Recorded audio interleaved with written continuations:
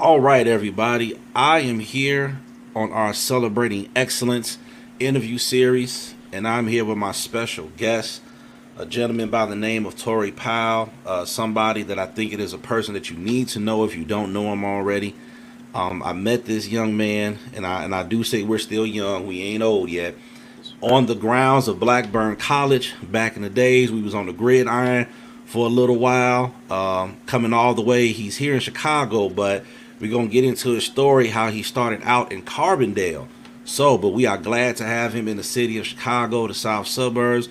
Very good brother, husband, father, and all around good dude. And we're going to talk about his passion, which is art. I definitely think there are a lot of different artists in the world. And sometimes you think about art, you may think about music, you may think about drawings, but art is simply it's the product of creative human activity in which materials are shaped or selected to convey an idea, emotion, or visually interesting form.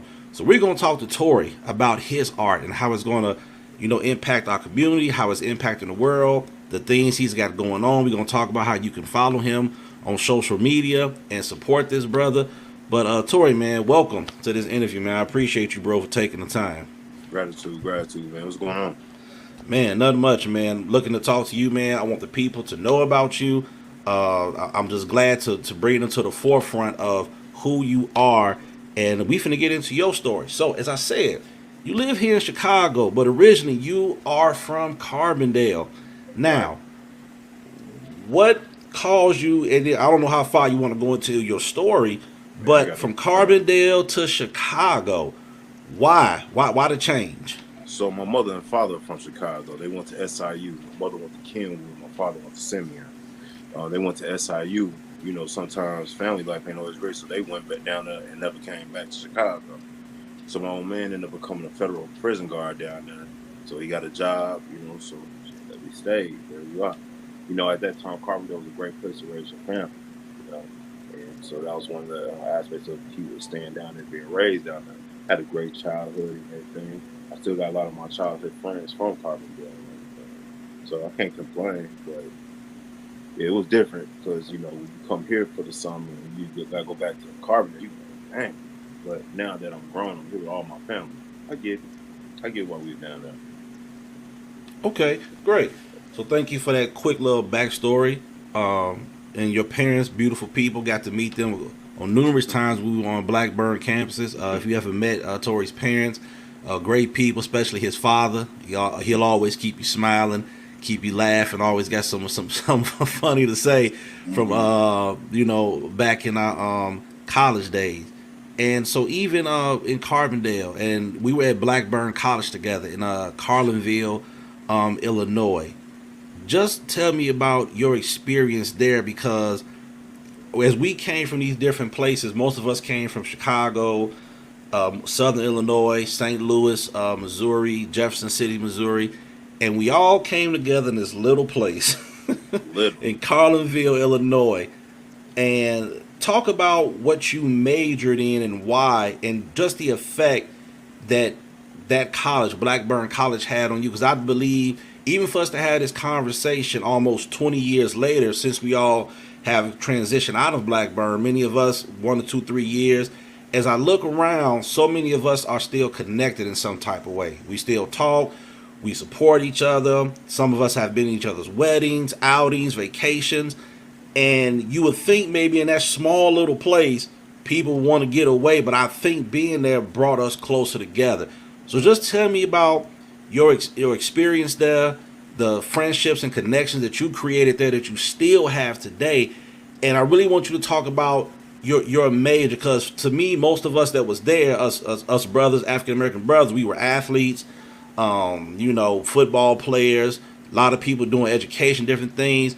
But Tori is an artist, and we're gonna go deep into his art. And he's, if I believe, a correctional officer. Yeah. So you majored in criminal justice. So to me, a lot of people wasn't doing what he was doing as far as education wise, when he was at Blackburn. So just talk to me about your experience there. All right, man. It's a family show. All right, so Blackburn, man, it was cool, man. I ain't gonna lie to you, man. I had the time of my life in that little high school. slash college. You know what I'm saying? It was that's all it was in high school, no parents. You know, but I went down there like everybody else for football and everything. I got tricked into going down there to play football and everything. Um, once I'll be honest with you, college became fun once football ended. Once football was over with, that punishment we was going through every week, every day, and every weekend, every Saturday. Once that was over with, bro, college was a blast. So when I first came into Blackburn, I was coming in as a criminal justice major. Because like I said, my father was a federal officer, so the job was weight. So as time went on, not much to really do down there. I always drew, but I really started getting into it when I met other people around me that was good at drawing. So I should say that was better. Then I started taking the art classes and everything. Then I really started tapping into my passion, really, really tapping into it. Because my second roommate, Rodney Gordon, was a monster in every aspect. He did pottery, he did painting, he did anything. He did any and everything. So once me and Rodney got tight, when he got the black one, I just dove in and never looked back. Man, that's what's up. Didn't know that about the roommate that had the passion about the art. Now, when we go to your website, which is Buy Guns and Not Art. Buy art, not guns. Buy Art Not Guns. Sorry, Buy Art's Not Gun. I want to get that right. So we want you to go to the website. We want you to support and follow. Get the merch. Get the paintings. Definitely.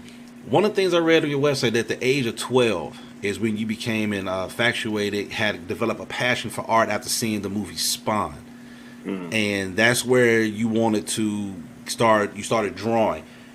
And as I was reading your profile and biography about that, my next question is, as you say you were passionate about art at 12, to see you now and how you're able to create, and I don't want to get into, we're going to get into that, to carry that passion from 12 to now, was there anything else that you was passionate about? Because at 12, you like one thing, but then you see something else. I like this. You switch up a lot. And as you transition through life, but I'm looking at you now, and it's like, man, what he started at 12, he stuck with it. He didn't, not saying you didn't have passion about anything else, but he really stuck with this art. Why is it that passion just stayed there when you had other things that you might have been into also? I was always around it. Like I said in one of my interviews I did, my best friend growing up, Brandon Mason, monster. I remember when we was like in maybe sixth, seventh grade, he was doing stuff. He was doing stuff with people for Marvel. He was drawing stuff, and he was just so, man, bro. I'm speechless to this day. But what he would do, he would draw stuff and let me copy it. And he'll like every day, I'm like, hey man, draw me stuff. And it's got to the point he just got tired. He just draw a whole bunch of stuff and like leave me alone. You know what I'm saying? So I knew I couldn't get nothing else out of him for a while. So I stayed with it. Then I have an older cousin named Fred. I remember, we spent the summers in Carverville, Chicago, or in Texas with his brothers. So one year, I remember my mother just got a job at SIU as a doctor's secretary. So she wants drawings for our office and everything. And I drew Bart Simpson or Homer Simpson. I'm thinking it was cold to me until I saw what he drew. You know what I'm saying? He drew some stuff. He drew his name with a top hat and a musician hat. And then he drew somebody getting dunked on, looked like in a neighborhood in Miami. It was just that detailed. We were like 11, 12 years old. But what lit the fire was we gave it to my mother. My mother, oh baby, this is nice. And she get to him, you thought it was a murderer standing behind me. Our eyes got all big and everything. I'm like, I wanted that. You know what I'm saying? That's what I was looking for. So from that point on, man, I went hard. You know what I'm saying? I stayed dedicated. You know what I'm saying? That wasn't the whole main focus, but it was a major drive in me, though, seeing that and everything. Okay, thank you. So yes, love hearing that drive and that passion that you have held on to yet until today. And so with that drive and passion, can you tell us what your art means to you? Because we see the passion in your work, but why is your art so important to you? Because, man, growing up, all my favorite people are storytellers. Martin Versace, Biggie, John Singleton. The way they told a story and the way the story came out to young black men. You know what I'm saying? That's the thing. I have 3 sons. A lot of my guys have sons, and I work and I'm in the correctional, and I'm at work in corrections. So a lot of the smartest, talented people I notice are locked up, and sometimes the stuff you see on TV, scrap that. How correctional officers are, with inmates and everything, scrap that. And I'm there just to do my aid. Sometimes you might see me as doing but the topics in my style, that is for me to grab a younger audience.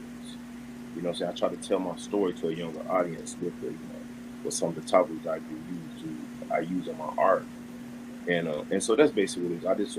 I'm passionate about it. 'Cause I want to be able to tell a story to the people who are watching me, like my kids, my cousins, um, honorary nieces and nephews. I just want to be able to tell a story so they can understand. What I'm saying, through my art.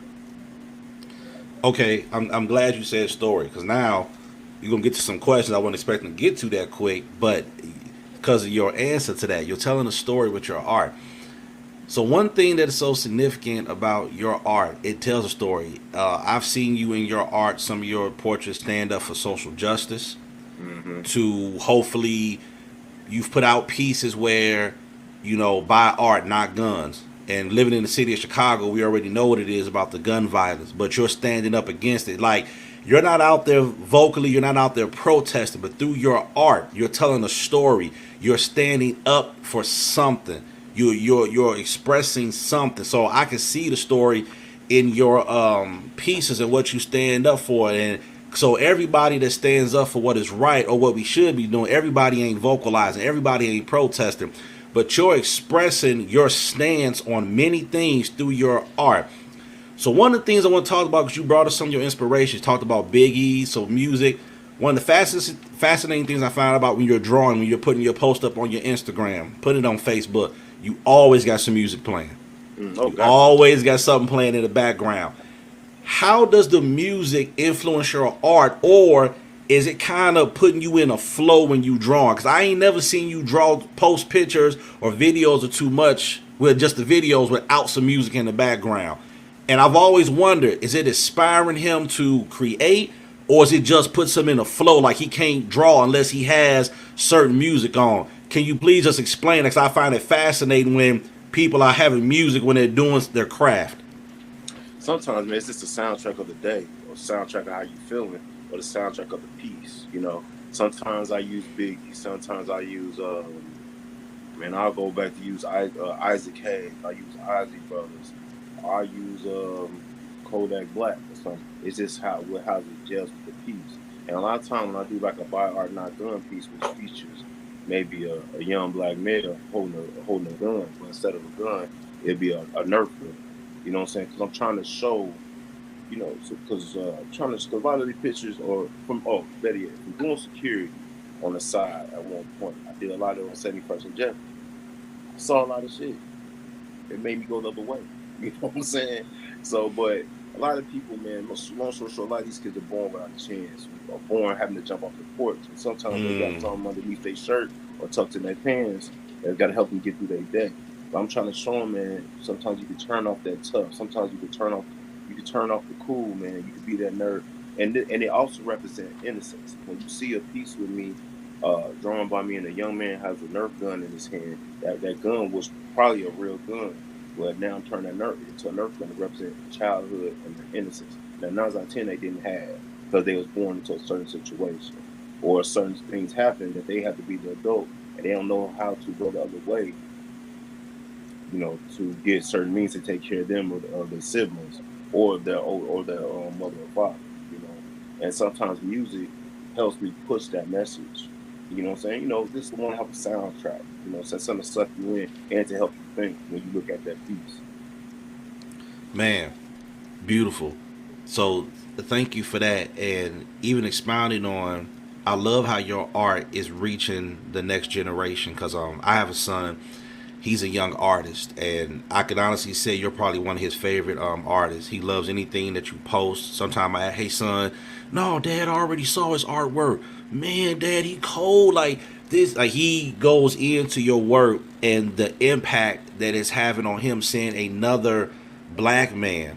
That, and I tell my son, we had a conversation where he was like, "Oh, Dad, I just want to draw, do this, start a T-shirt with my stuff." He was kind of saying, "I think I could just start a business and not go to school." He said, "Your friend is doing what he doing and selling his work and doing that. He just did it." I said, "But son, we met in college." He didn't really know your background to being a correctional officer. I was explaining to him about while you working on your business, you still got to work maybe a regular job for a little while till your business, supplements your income. I'm not Hey, saying look, you your see art that? can evolve. See that? I got about 4 of those. Heck yeah, I gotta have a job.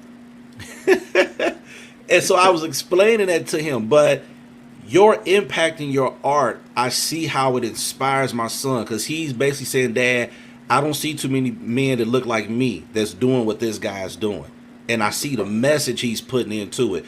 So as you look into the youth and you inspire them, and as you said, some of these situations that our young men, young ladies are born into, they didn't ask for these situations. They didn't ask for these circumstances. Like you said, they may have to tuck something in their shirt just because I got to make it through the day. I got to defend myself. And you're trying to show them you can make a different choice. Is there anything else that you want your art to say to someone else that when they see your art, that this is the message that I want conveyed when you see my art? Like the message, one thing I can say, man, thankfully I had my father growing up because he always gave me a book. He gave me the biography of Malcolm X. My mother, she gave me books like From the Pimp Stick to the Pool Pig. You know what I'm saying? Iceberg Son.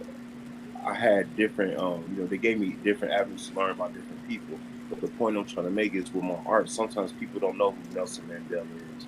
Sometimes people might not know who's another person, Mahalia Jackson, or another or might not know the whole significance of Martin Luther King. But I think my style, if I draw or create, they see him. They like, well, let me look into who this person is. You know what I'm saying? Why would he choose this person? Like Gordon Parks. I might do a piece. Well, damn, who is this dude? You know what I'm saying? Then you look into some of these pictures, you might see like, damn, this old man did this. Dang, he had something to do with this movie. He was cool with Muhammad Ali. And then, it might start a trend for them to open up their mind to other things and educate themselves on other people. So that's another thing I try to do with my art, you know what I'm saying, with my style and everything.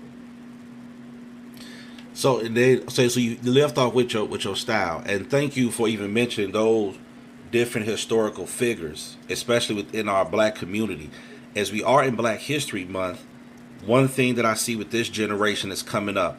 All right, so and as I said, the different historical figures that you put in your art, so like you said, kids may not know, and I definitely believe our kids that are coming up now, to me, they don't teach them enough, especially in the school systems, about all these African American historical figures that have paved the way for them to have what they have, whether it's education, sports, to express their art, the people that paved the way. That's very important what your style of art has done. And that's what I want to talk about your style. One of the things when I talk to my son about your art is that he sees your style. He knows that when you post something, oh, that's Mr. Powell. That's his art. Can't Yes, nobody sir. mimic him. Can't nobody cop. I know that's his art.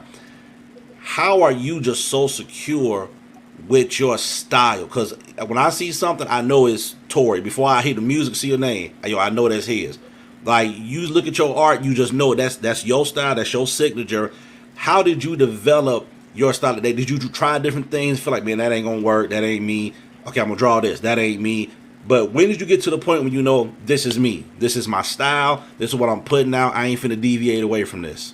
Well, two things, growing up, looked at a lot of tattoo magazines, lowrider art magazines from back in the day.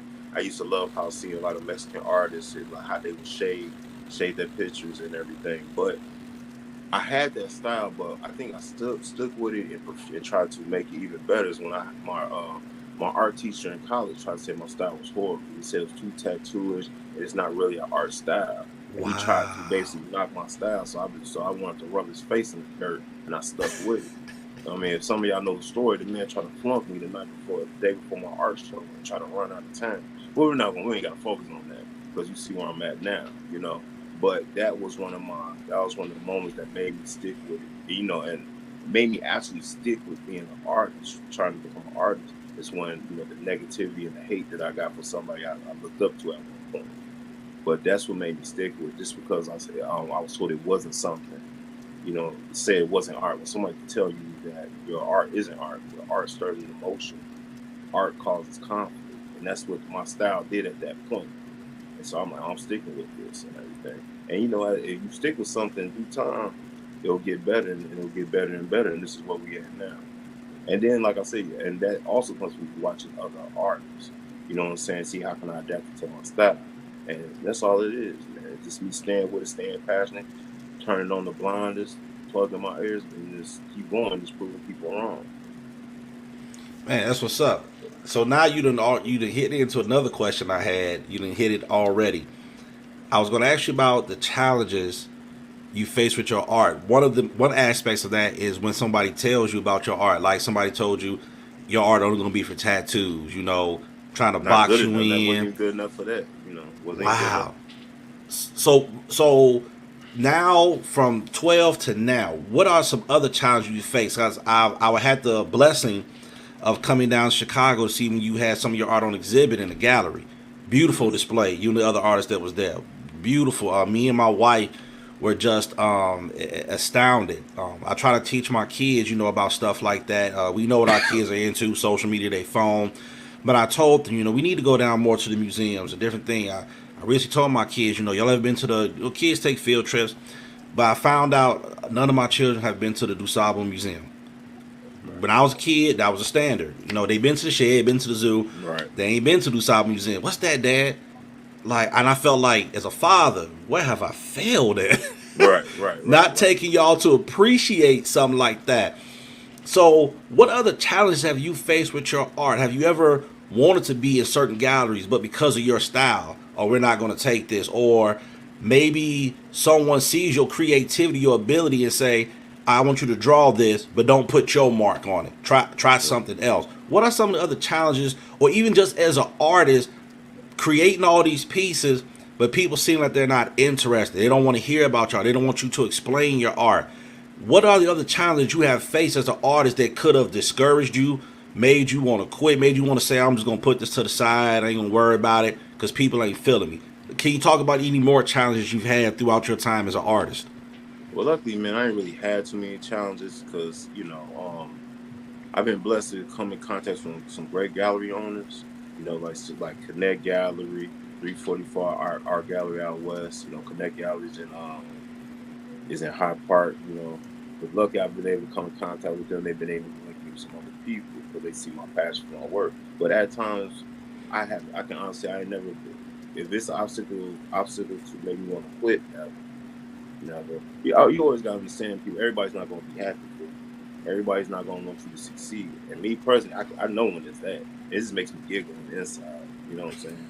It just makes me giggle because because my hard work and, you know, my passion is gonna show through the work. So I might not be rich. I might not be in all the galleries, but I'm in enough. You know what I'm saying? I feel as though there's people that know me. There's people watching. And like I tell people, you might not get all with your social media. You might not get all the likes.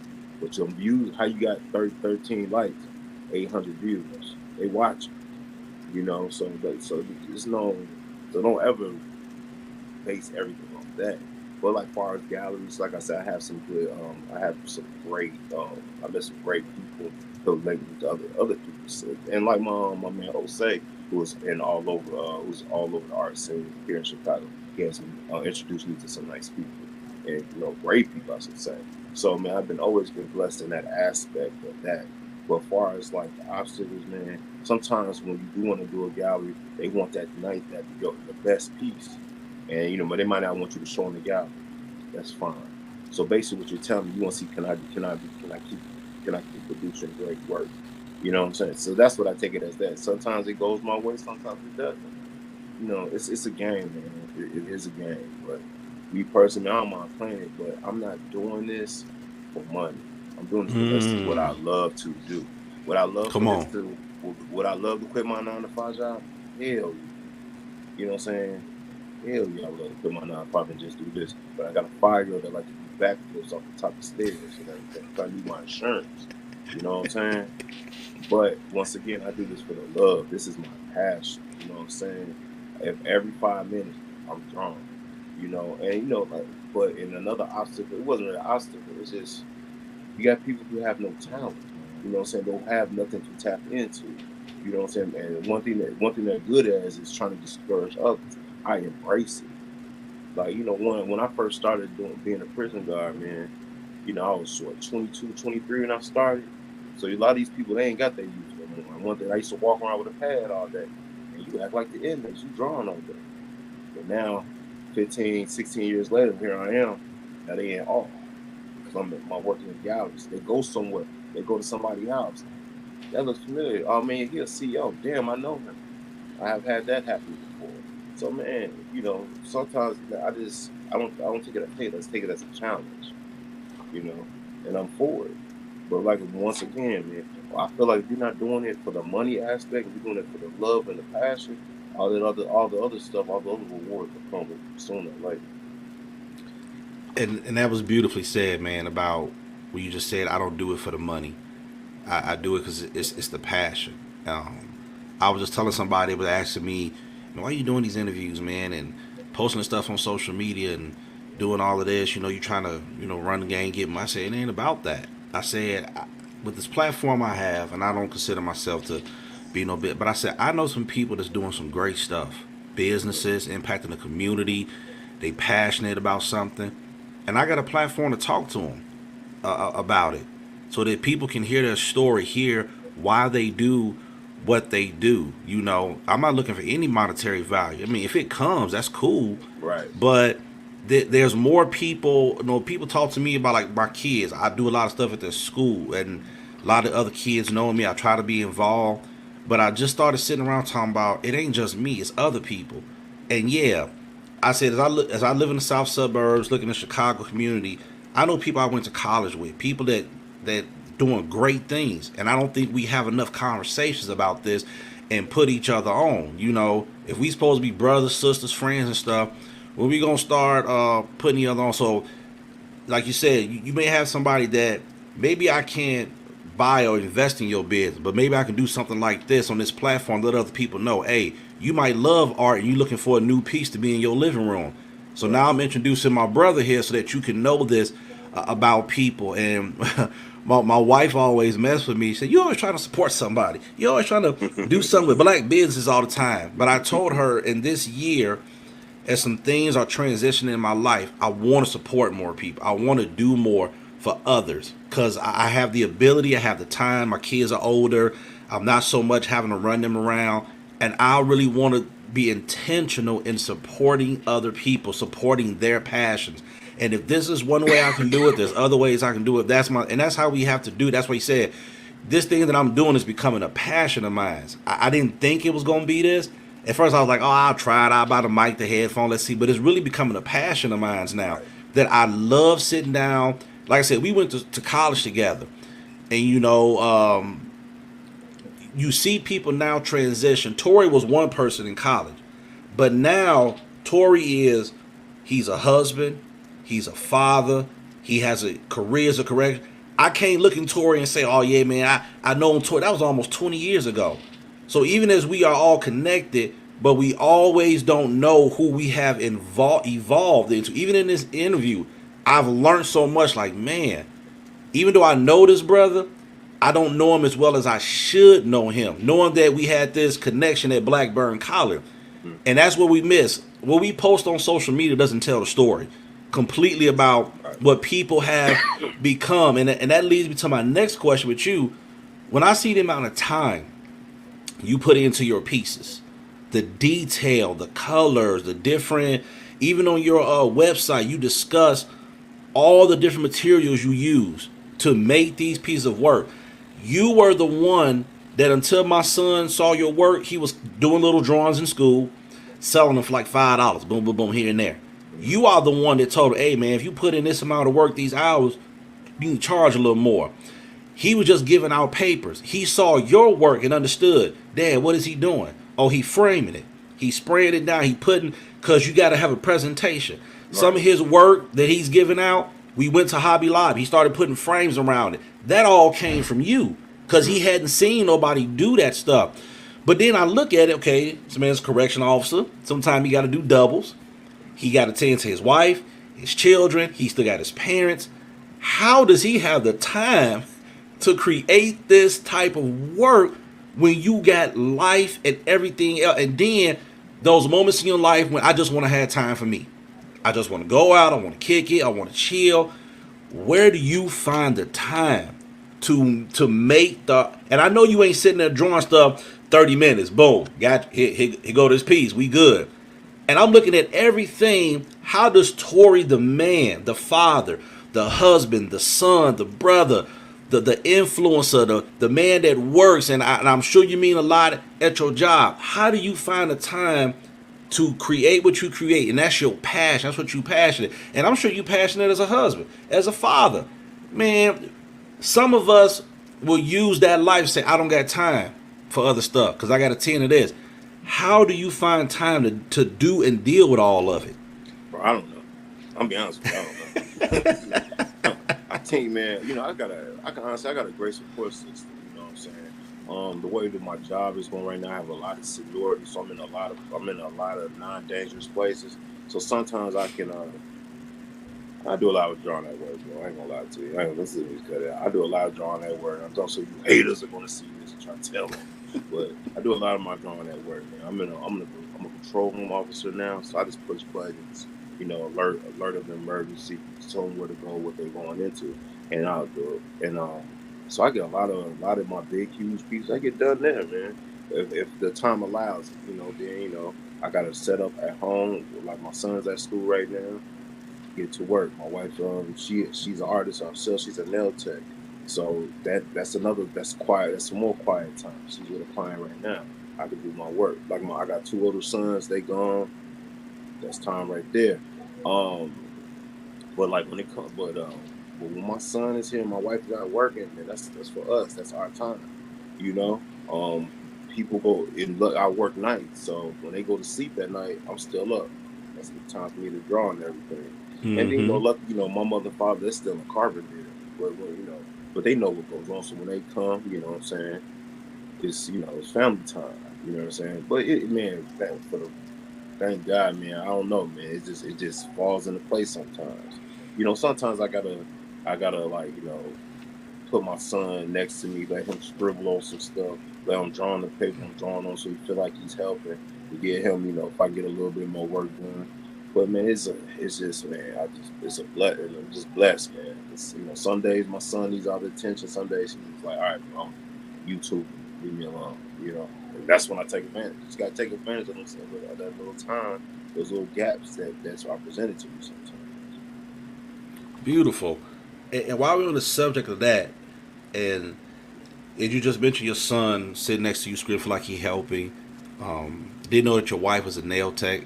So to have 2 artists creating in the house, and you see, and it's rubbing off on him. You can see it rubbing off on him because his art teacher, he's like me, man. He gets in trouble in music class because he doesn't.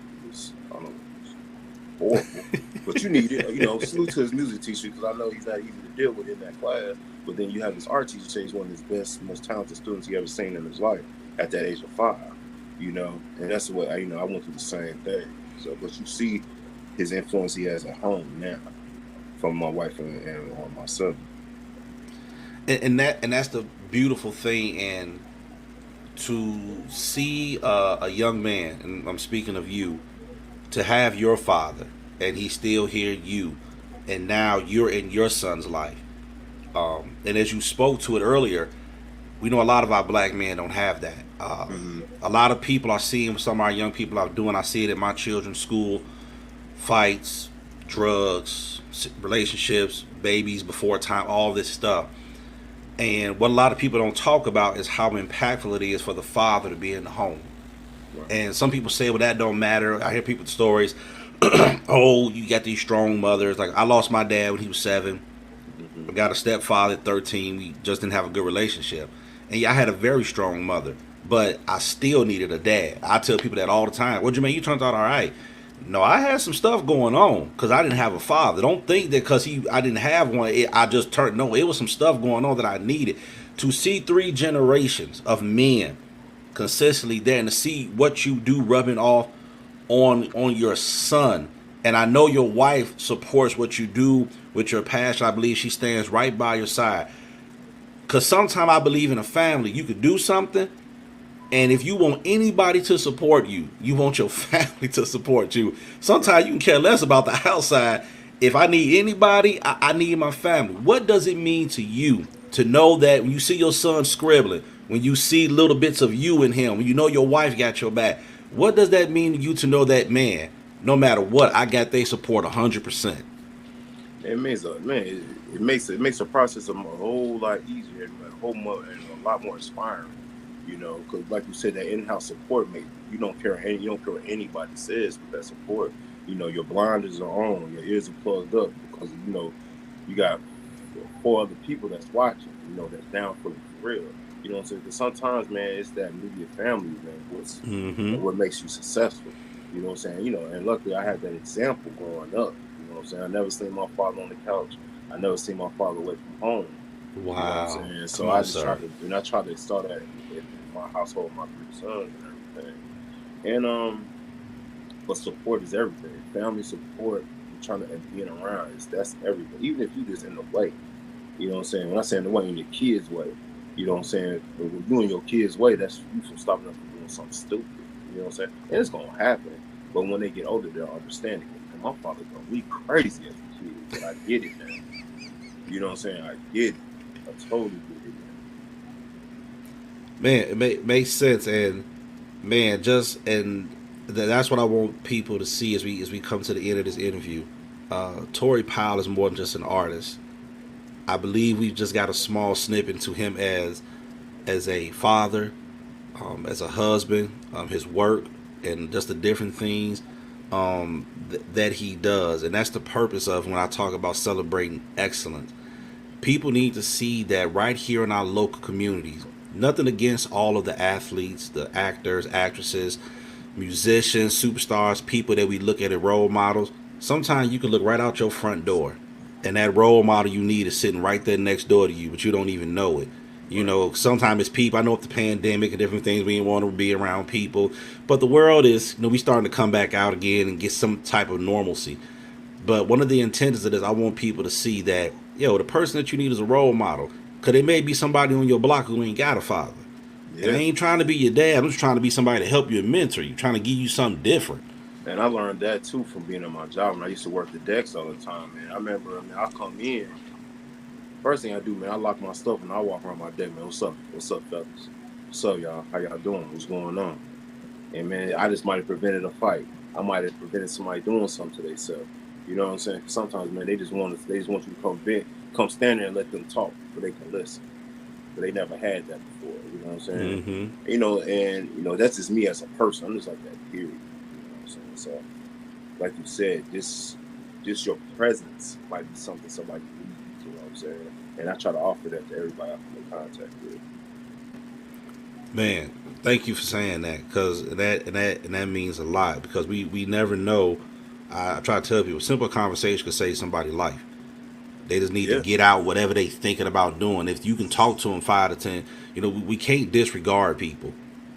Sometimes I can't be too busy to just throw somebody, hey man, I ain't got time. But then you hear somebody did something to themselves or got into something. You sit back and think, man, what if I would have took that 5-10 minutes?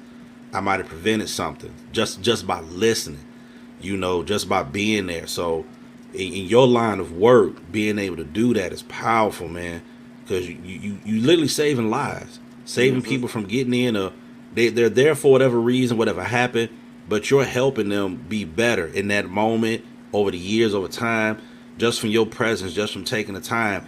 And that's dope, so you're so impactful with your art, in your career. Just that little bit you told us about your son, how he wants to be like his dad with the art. Such an influencer in so many different ways. Like I said, you don't. I've never known you to be like a big boastful person about your talents, your gifts. You really laid back, still chill, cool. But as I'm listening to this interview, I'm just looking at the ways you're impacting people's lives. But it's real low key. You ain't telling the world about it, but you know what you're doing. And I ain't saying you're looking for no recognition. But as people listen to this, I want them to know this is why I'm doing this. because we got a lot of unsung heroes literally right around us in our communities that are changing people's lives, and we don't know it. And that those are the people I'm looking for, that I want to have this platform to give them an opportunity to talk, let them know what they're doing, so people can see, wow, people couldn't think, oh, he's just an artist, that's just Tori from college. No, Tori almost been in what's a 20-year career, and I can almost look how many lives he didn't change in his field of work by having simple conversations, giving somebody some time to talk and express themselves. He's saving lives where he at. Y'all don't think that's important as a correctional officer, what he's doing? And then through your art, you speaking to the youth. You taking stands on crime, social justice. Through drawing, through inspiration, you're telling a story, letting us know about the history of us as black people. Through your drawings, people we need to know. Let me go and create this piece. This is somebody y'all need to know, our next generation. And if anybody stuff that your son, what he's, like you said, I never saw my dad not go to work. My dad wasn't laying on the couch. And look what he's built in his son. And now with this generation, look what your son is seeing. Man, my dad is passionate. My dad go to work. My dad's a provider. My dad is good to my mom. Imagine what's getting in your son, your children's head. So now they're going to carry that to their marriages, to their life, that thing. So you are building something that's so powerful that we need in our communities and we need in this world today. And so as we come to the end, man, bro, just tell us what you might have going on, anything you got coming up, any exhibits, just anything you want the people to know. Right now, man, I don't have any exhibits or anything coming. I'm just working on my new series and just trying to perfect my craft right now. And a lot of times stuff just falls into my lap. But pretty much this summer I probably do some festivals or anything. Probably do a couple traveling art shows if time allow it. But like I said, man, I'm just here trying to create. And if the right person sees it, it might take me somewhere. But for the most part, man, I'm just here creating, man. No plan, just playing it by ear right now. Just pretty much want to get a whole new series out before I present myself to galleries. Appreciate it, man. Well, man, thank you for taking the time, man. Thank you for taking this interview. Thank you for expressing and sharing a little bit about you with us, man. Hopefully this leads to more conversations. I definitely, one thing I said, and this is just to everybody, not just to me and Tori. I know a few months ago we lost one of our college classmates, 40 years old, and to me it was a wake-up call. I think about some of us that live in the local area, south suburb of Chicago, even to Missouri, even to Peoria, different places. And I was talking to a few of my other college friends, like, we don't talk enough. Maybe we can't always link together and get together. We don't talk. We don't spend time enough. And we only in our early 40s, so you still thinking, man, I got some time. Yeah, I'm young, man. Yeah. 30. I just can't walk as good I was. 30. But when I sat there and looked at my friend, I was like, no, like you can't miss out on moments to be with people. And that's this. I told one of my friends, I want to interview you. My friend said, oh, Jermaine, I ain't got nothing to say. We started talking about something that she was dealing with. And I said, you got a story. Somebody could be going through what you're dealing with, and I want to bring you on to talk about what you've overcame, that you feel is insignificant. But I told her, I know people that's dealing with this. I need you to say something. And she felt like, don't nobody want to hear me. I said, no, I promise you. I know people that need to hear your story. And I said, as your friend, I didn't even know you was going through all of this. Right. How did I miss it? How? I said, we got to talk more, because you was going through a tough time in your life. And we talk, social media, hey, how you going, this and that. We see the pictures, but you was going through. And as your friend, I didn't even know. That broke me a little bit. Right. I should have been there. I should have had some encouraging words for you. So we need these platforms. We need these connections to talk more, to see what us, support each other. So that's what I'm trying to do. So if you watch this and you thinking, man, I want Jermaine to put me on, man, I would love to. Because we all got something that's going to help somebody else. And bro, I just appreciate you taking the time, man. This was great. Man. Oh, man, thank you, sir. So this is... Remind me when you used to tell us all the bad stuff we was doing while you was getting us a haircut back in the day. Oh, man. All the good old days Right, of right, Blackbird. Yeah, man, and I'm glad for everybody's growth right. in life. Even my growth in life. I like what you just said, talking about all the bad things I was telling y'all about getting y'all haircuts. And life is funny because Lord knows I had my times in life where I went through some stuff. I did some stuff, and I was like, man, stuff that I was telling people, hey, you shouldn't be doing to make a different decision. But then when it hit my plate, I was like, dang, I couldn't escape that either. I did this, Right. I did that. Man, it happened, So, man. It you was never no know, judge. It was never no judgment. It was just more, man. It was just different, man. It was just different. Because everybody goes through, like you said, everybody goes through different things at different time in their lives. And some of us was just moving faster than others, and it just came to some of us faster than others. You know what I'm saying? So some of us knew how to handle it right then and there. Some of us didn't. You know what I'm saying? But life, man, life is a funny thing, especially because it comes to everybody different at different times. man, that was such a defining statement. Yes, sir. I was a late bloomer in some things. My Mm-hmm. life and now, like, and my kids always say, you always try to stop us from having fun, and I tell them all the time, it ain't that I ain't do some stuff y'all trying to get into, but you know, I saw the outcome of it. I saw spaces in my life where it slowed me down, it hindered me. I just don't want you to, you doing good. Let's don't make them decisions and that, and the kid, oh, you just old dad, you just talking. No, it's y'all got social media and all this stuff. Some of the stuff is still the same out here in this Oh, world. it really is, bro. Right. Slow Only down, thing is, only difference is now they got tracking devices. We didn't. Mm-hmm. It's only difference. So yeah, man. So if any kids hear this, hey man, life is out there. Don't rush to get into it. Don't rush to get into a lot of stuff. Take your time. Right. Take your time. Like. Listen, it's gonna come. You're gonna get your freedom, get your fun. Just take everything one day at a time and learn. One thing I always try to tell my kid: enjoy your life. Yeah. Enjoy. Me at 41, I'm trying to learn now how to enjoy life because I spend so much time working, doing all other stuff, and I looked at myself like I haven't enjoyed life enough. I haven't traveled. I haven't done more, and that's something that me and my wife are both saying. That is, not that we're old, but we're both looking at it like we have not enjoyed life enough. And that's one thing I can say as I talk to my brother. I see the things that him and his wife do. He goes out, even in all your busyness. I see you enjoy life, and I could personally say that you're one of the ones that I look at and be like, I can see him just go with his wife on a simple date night. They just like they enjoying themselves. Got to. Like when me and my wife go out, it's people like you that said, why am I not doing that with my wife? Just going out, getting a bite, and just really enjoying ourselves. Babe, yo, let's go. Let's go do something. Just a night out.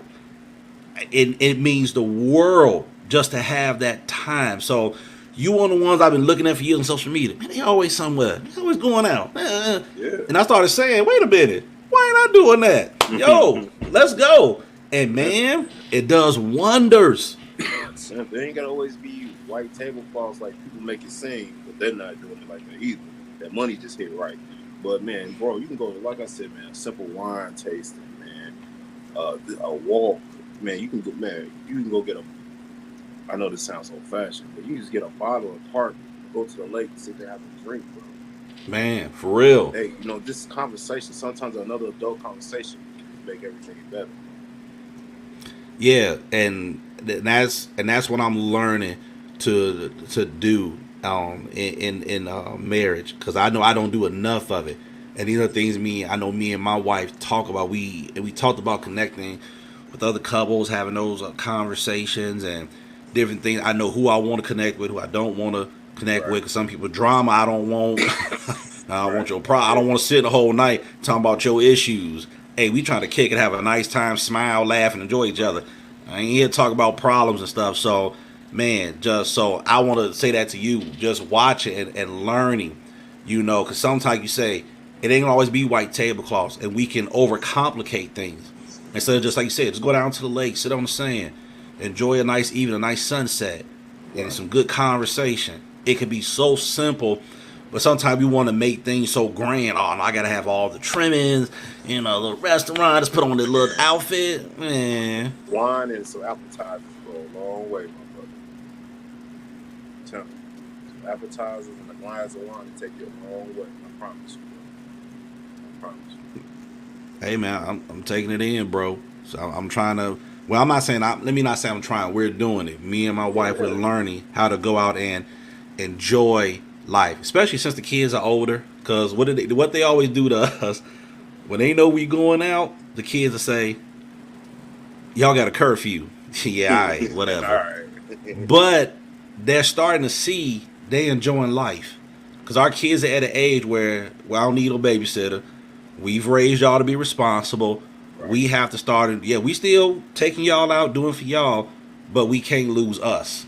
We can't do that. And I'm learning that not only with my wife, even as an individual, I'm learning what my passions are, what I'm interested in, Right. what I'm enjoying. I know y'all probably listen to this talking about, they ain't even talking about the interview no more. But man, through this brother, through this lens of eyes, so sometimes when we looking at social media for gossip and mess and garbage, I'm looking at one of my brothers here that's next to me on the screen, and I'm seeing that in all that he does as a husband, a father, an artist, a businessman, I see this man enjoy life. I don't think, not saying he ain't dealing with stuff that can be stressful, frustrating, but I'm watching him saying he gonna take some time to enjoy life. Oh So yeah. man, I appreciate you, man, No for doubt. being that inspiration to me to teach me that even in the midst of all that we have on our shoulder as men, we have to take that time to yet take a minute to let me just stop about worrying about everything. Let me go enjoy myself. And it's a Right. stress reliever when we get those Yeah. moments. Yeah. Sometimes, man, I got it pretty bad. Sometimes I just don't care, bro. I put my happiness for everything. You know what I'm saying? When I say that, I mean my family and everything, man. Like I don't let work.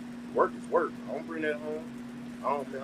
So, my wife sometimes, gets so mad at certain things. I'm like, and I'm just sitting there like, say, why ain't you mad? I'm like, shit, you mad enough for everybody. You know what I'm saying? But it doesn't make any point. It doesn't make any point to sit there and be just as mad as her because somebody's not gonna think logically. Something bad might happen. So man, sometimes you gotta sit back and just observe, look.